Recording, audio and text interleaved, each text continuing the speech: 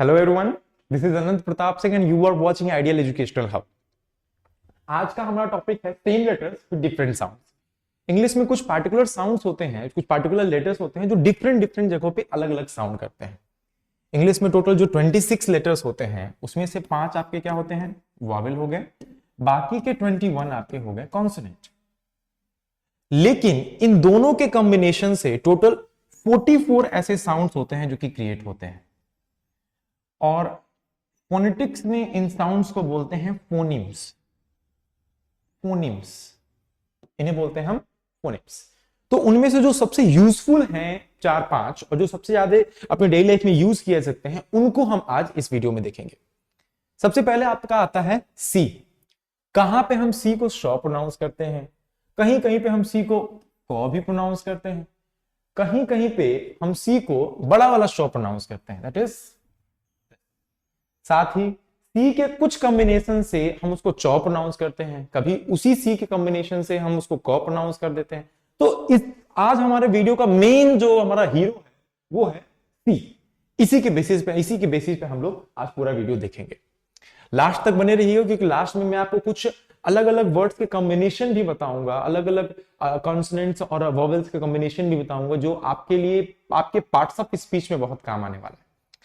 चलिए देखते हैं।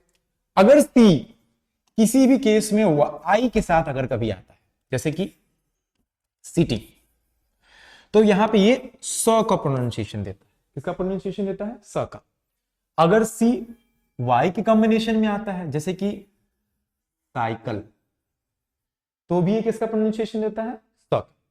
सी अगर कभी भी ई के कॉम्बिनेशन में आता है, जैसे कि नाइस, तो यहां पे सी ई जो कॉम्बिनेशन बना है यहां पर, इसको हम क्या पढ़ते हैं? सौ पढ़ते हैं। इट्स सौ। इन सभी जगहों पे जो येलो बॉक्सेस हैं, इन सभी जगहों पे हम इसको क्या पढ़ते हैं? सौ। सौ, छोटा वाला सौ। अब आते हैं नेक्स्ट पे, कहां पे हम इसको क पढ़ते हैं? अगर कभी भी सी आर के साथ आ रहा है, फॉर एग्जाम्पल CROSS, तो यहां पे जब ये सी आर के साथ आएगा तो ये क्या क्रिएट कर रहा है? कॉ साउंड क्रिएट कर रहा है। सिमिलरली अगर सी एल के साथ आएगा, जैसे कि क्लास, तो भी ये किसका साउंड करेगा? कॉ का साउंड करेगा। ये किसका साउंड करेगा? कॉ का।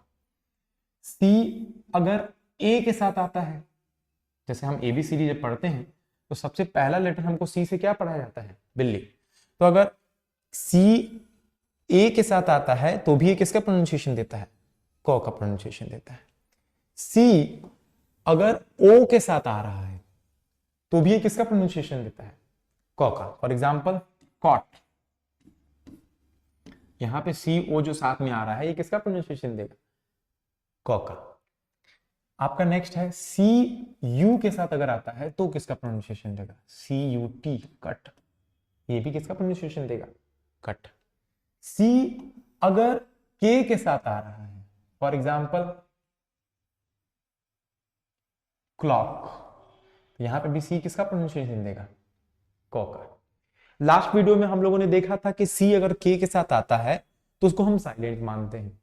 इस वीडियो में हम ये देख रहे हैं कि सी अगर के के साथ आता है तो कॉ का प्रोनाउंसिएशन देता है। तो दोनों में से सही क्या है? एक्चुअली इंग्लिश जो है वो बहुत ही वियर्ड सब्जेक्ट है। यहां पे जो आपको ये सी दिख रहा है, कुछ लोगों का ये मानना है कि जब सी और के साथ में होता है तो सी साइलेंट होके के बोलता है। कुछ लोगों का ये मानना है कि के साइलेंट होके सी बोलता है, और कुछ लोगों का ये मानना है, जो कि हम मानेंगे इस वीडियो में, कि सी और के आपस में मिलकर क का प्रोनाउंसिएशन देते हैं। किसका प्रोनाउंसिएशन देते हैं? क का। वेल, अब हमारा जो है शॉ पे आते हैं कि सी कब कब शॉ का प्रोनाउंसिएशन देता है। अगर सी के साथ कभी भी आई और ए आ जाए तो वो किसका प्रोनाउंसिएशन देगा? शॉ का प्रोनाउंसिएशन देगा। आई और ए, फॉर एग्जाम्पल म्यूजिशियन, म्यूजिशियन, इसको हम म्यूजिशियन नहीं पढ़ते हैं, म्यूजिशियन नहीं पढ़ते हैं, म्यूजिकियन नहीं पढ़ते हैं, we read it as musician. यहां पे जो है ये पूरा कॉम्बिनेशन जो है ये आपका क्या दे रहा है? शी का प्रोनाउंसिएशन दे रहा है, म्यूजिशियन। उसी तरीके से अगर आपकी तबियत मान लीजिए खराब होती है तो आप किसके पास जाते हैं? डॉक्टर के पास जाते हैं। लेकिन क्या करते हैं आप, अगर आपको बुखार है तो आप सीधे किसके पास जाते हैं? हड्डी के डॉक्टर के पास जाते हैं? नहीं। नर्व्स के डॉक्टर के पास जाते हैं? नहीं। आप एक नॉर्मल डॉक्टर के पास जाएंगे जिसको हम क्या बोलते हैं? फिजिशियन। फिजिशियन। यहां पे भी ये किसका काम कर रहा है? बड़े वाले शॉ का काम कर रहा है, फिजिशियन। तो सी कभी भी अगर आई और ए के साथ आता है तो वो शॉ का प्रोनाउंसिएशन देता है। किसका प्रोनाउंसिएशन देता है? शॉ का। वेल, अभी मैंने आपको बताया कि सी अगर किसी अलग वर्ड के साथ, जैसे कि एच के साथ अगर कॉम्बिनेशन बनाता है तो उसके भी अलग अलग प्रोनाउंसिएशन होते हैं। फॉर एग्जाम्पल, हम हिंदी में पढ़ते हैं चौ। चौ का इंग्लिश क्या लिखा जाता है हिंदी में? इंग्लिश में CHA, यही लिखा जाता है, चौ। तो ये जो है ये हमने कहां से सीखा? ये हमने अपने अंग्रेजों से सीखा, जो हमको सिखा के गए कि भाई CH का इंग्लिश होता है, CH का हिंदी हम चौ पढ़ेंगे या फिर चौ का इंग्लिश हम CH पढ़ेंगे। उन्होंने ये सिखाया। बट कुछ जगहों पर, कुछ भाषाओं में CH को हम क्या पढ़ते हैं? क भी पढ़ते हैं। जिन भाषाओं से केमिस्ट्री वर्ड लिया गया, जिन भाषाओं से कैरेक्टर वर्ड लिया गया, इन सभी जगहों पे हम क्या पढ़ते हैं? इसको क पढ़ते हैं, क। अब ये कौन सी भाषाएं हैं? तो या तो ये लैटिन होती हैं, या तो ये ग्रीक होती हैं। या तो ये लैटिन होती है या तो ये ग्रीक होती है। अब हमारा कहीं कहीं पे आप लोगों ने देखा होगा कि CH का जो प्रोनाउंसिएशन है वो बड़ा शौ भी होता है। वैसे तो इसके एग्जाम्पल जल्दी दिमाग में आते नहीं है, लेकिन अभी हम देखते हैं। जैसे बड़े बड़े होटल्स में खाना जो बनाते हैं या फिर जो हेड होते हैं, हेड कुक होते हैं, उनको हेड कुक क्या बोलेंगे? हम बावर्ची बोलते हैं? नहीं, उनको हम बोलते हैं शेफ। क्या बोलते हैं? शेफ। तो सॉरी, सिंगल एफ रहेगा, शेफ बोलते हैं। तो यहां पे ये जो CH ये क्या है? शॉ का प्रोनाउंसिएशन दे रहा है। उसी तरह से आपके घर में अगर आपकी मम्मी, दीदी या जो भी हो, अगर वो साड़ी पहनती होंगी तो उनके मुंह से आपने जरूर इस तरह की साड़ी का नाम सुना होगा जिसको हम क्या बोलते हैं? शिफॉन। शिफॉन। तो ये जो शी है ये किससे बनना है? CH से ही बनना है, शिफॉन। तो ये कुछ ऐसे वर्ड्स हैं जो कि किसका प्रोनाउंसिएशन देते हैं? शॉ। और आश्चर्य की बात यह है कि ये दोनों वर्ड्स आपके फ्रेंच वर्ड्स हैं। क्या है ये दोनों वर्ड्स? French words. मैंने लास्ट वीडियो में भी आपको बताया था कि कुछ ऐसे फ्रेंच वर्ड्स होते हैं जिनको हम इंग्लिश में लिए हैं और उनको लोन वर्ड्स कहा जाता है। क्या कहा जाता है? Loan words. क्यों लोन वर्ड्स कहा जाता है? ये भी, इसका भी रीजन मैंने बताया था। लोन वर्ड्स इसलिए कहा जाता है क्योंकि ये क्या है? उधारी के वर्ड्स हैं। जैसे हिंदी में देशज विदेशज होते हैं, वैसे ही ये भी क्या किए गए हैं? उधारी के वर्ड्स हैं। कुछ बच्चों का बहुत जेन्युइन क्वेश्चन होता है कि सर हम CUT कट को कट पढ़ते हैं, PUT पुट को हम पट क्यों नहीं पढ़ते, इसको हम पुट क्यों नहीं पढ़ते हैं? और वहीं अगर फिर नेक्स्ट चले जाए तो हम SUN अगर लिख रहे हैं तो इसको हम सुन क्यों नहीं पढ़ते हैं, इसको हम सन क्यों पढ़ते हैं? हाँ, तो एक्चुअली ये डिफरेंस ये है कि जब हम ओल्ड इंग्लिश की बात करें, ओल्ड एज इंग्लिश की बात करें, जब हम इंग्लिश की अभी शुरुआत कर रहे थे, जब भाषा की शुरुआत हुई थी, उस समय यू को डबल ओ का प्रोनाउंसिएशन दिया जाता था। किसका प्रोनाउंसिएशन दिया जाता था? डबल ओ का। मतलब हिंदी में बोले तो ऊ का प्रोनाउंसिएशन दिया था। ऊ, छोटा ऊ या बड़ा ऊ, जो बड़ा ऊ का प्रोनाउंसिएशन दिया जाता था, या छोटा ऊ का प्रोनाउंसिएशन। तो जो वर्ड जहां जहां पे यू का प्रोनाउंसिएशन बड़ा ऊ रहता है या छोटा ऊ रहता है, वहां पे उन वर्ड्स को हम कह सकते हैं कि वो ओल्ड एज इंग्लिश वर्ड्स हैं, दैट आर ट्रेडिशनल वर्ड्स। और जहां जहां पे यू को हम ऑ का प्रोनाउंसिएशन देते हैं, ऑ का प्रोनाउंसिएशन, जैसे एक और हम वर्ड लिख ले फन, इसको भी हम क्या कर रहे हैं? ऑ का प्रोनाउंसिएशन दे रहे हैं। तो जहां जहां पे हम ऑ का प्रोनाउंसिएशन देते हैं वहां पे हम क्या कहते हैं? ये सब मिडिल एज इंग्लिश का वर्ड है। क्या है ये? मिडिल एज इंग्लिश का वर्ड, मिडिल एज इंग्लिश के वर्ड्स हैं। तो अलग अलग समय पे जिस जिस तरीके से उस पार्टिकुलर वर्ड को बोला जाता था, अभी इस समय प्रेजेंट टाइम में उस वर्ड को वैसे ही बोला जाता है। यही इसका डिफरेंस है। लास्ट वीडियो में एक कमेंट आया था एक बच्ची का कि सर अगर हम उन लेटर्स को प्रोनाउंस नहीं करते हैं, साइलेंट लेटर्स हैं, नहीं प्रोनाउंस करते हैं, तो हम उनको लेते ही क्यों हैं आखिर? तो उसका भी रीजन यही है, फ्रेंच वर्ड जितने भी, जैसे फ्रेंच वर्ड हो गया, जर्मन वर्ड हो गए, स्पेनिश वर्ड हो गए, अलग अलग भाषाओं में कुछ कुछ पार्टिकुलर ऐसे लेटर्स होते हैं जिनको प्रोनाउंस किया जाता है, लेकिन जब इंग्लिश में आते हैं तो इंग्लिश वालों को प्रोनाउंस करने में दिक्कत होती थी, तो इसीलिए उन लोगों ने क्या किया, उसको साइलेंट कर दिया। अब इसका मैं आपको एग्जांपल दूं, देखिए हिस्ट्री पे आते हैं थोड़ा सा। हम लोग इंडिया का नाम इंडिया क्यों पड़ा, इस पे जब हम सोचेंगे तो हमको समझ में आएगा कि कैसे वर्ड्स का इवोल्यूशन उन लोगों ने किया। जहां पे लिसन को कभी अगर लिस्टन पढ़ा जाता था, लिसन को अगर कभी लिस्टन पढ़ा जाता था तो टेन को साइलेंट कर दिया गया। क्यों? क्योंकि अंग्रेजों ने क्या किया था, अंग्रेजों ने कहा कि भाई लिस्टन बोलने में हमको थोड़ी दिक्कत हो रही है, इसीलिए हम टी को साइलेंट कर देते। अब इस तरह से जो जो वर्ड्स उनको डिफिकल्ट लगे उन सभी वर्ड्स को वो साइलेंट करते गए। जैसे हमारी जो इंडिया थी, जो हमारा जो भारत था, वो जब जब अंग्रेज आए तो उनको रास्ते में कौन सी नदी पड़ी, अंग्रेज या फिर उसके पहले जो लोग आए थे, जो लोग मंगोल वगैरह से आए थे, उन लोगों के लिए कौन सी नदी पड़ी थी, सिंध नदी। अब वो सिंध बोलते बोलते सिंध नहीं बोल पाते तो उन्होंने क्या बोला, हिंद बोला। अब हिंद बोलते बोलते जो अंग्रेज आए उन लोगों को हिंद बोलने में दिक्कत होती थी, तो उन लोगों ने क्या कर दिया, हिंद को इंड बना दिया, इंड, और इंड से फिर क्या बना दिया उन्होंने, इंडिया बना दिया। तो उन्होंने क्या किया, हिंद नहीं बोल पाते तो इंडिया बना दिया, उसी तरह से उनको लिस्टन नहीं बोल पाते तो लिसन बना दिया। तो ये उसका पार्टिकुलर आंसर है कि अगर हम किसी वर्ड को प्रोनाउंस, अगर अंग्रेज किसी वर्ड को प्रोनाउंस नहीं कर पाते थे, किसी पार्टिकुलर कंट्री के वर्ड को, तो वो लोग क्या कर देते थे, उसको चेंज करके इंग्लिश में ला देते थे और उसमें से थोड़ा बहुत ऐसा अल्टरनेट कर देते थे जिससे उनको प्रोनाउंस करने में क्या हो, आसानी हो। तो ये आपके क्वेश्चन का आंसर रहा, जिन्होंने भी ये क्वेश्चन पूछा था। वेल, अभी तक का जो पार्ट रहा है, इसमें अगर आपको और भी कोई डाउट होता है तो you can just comment down कि हाँ सर मुझे इस पार्टिकुलर टॉपिक पे डाउट है। आपके नेक्स्ट वीडियो में उसका आंसर आपको जरूर मिलेगा। ये हमारा लास्ट टॉपिक है, डायग्राफ, टाइग्राफ, ट्राइग्राफ एंड डिप्थॉन्ग्स। ये होते क्या है, वैसे तो ये जानते आप सभी होंगे, लेकिन फिर भी हम इसको देखेंगे।